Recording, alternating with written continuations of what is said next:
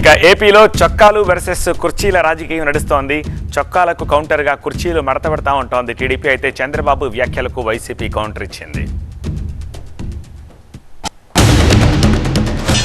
ఏమన్నాడు?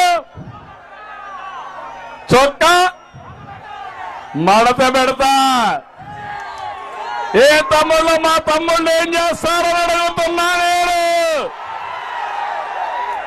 ఏం చేస్తారు? ఏం చేస్తారు? కుర్చీలు మడత పెడతారు. ఏం జరుగుతుంది? నీ కుర్చీ ఊడిపోతుంది. ఎన్ని సంవత్సరాల ఇండస్ట్రీ అని చెప్పుకునే వాళ్ళకి ఈరోజు రాజ్యసభలో సీట్లు లేని పరిస్థితి వచ్చింది. అది రాబోయే ఎలక్షన్స్లో కూడా అదే పరిస్థితి రావచ్చు ఈ రాష్ట్రంలో.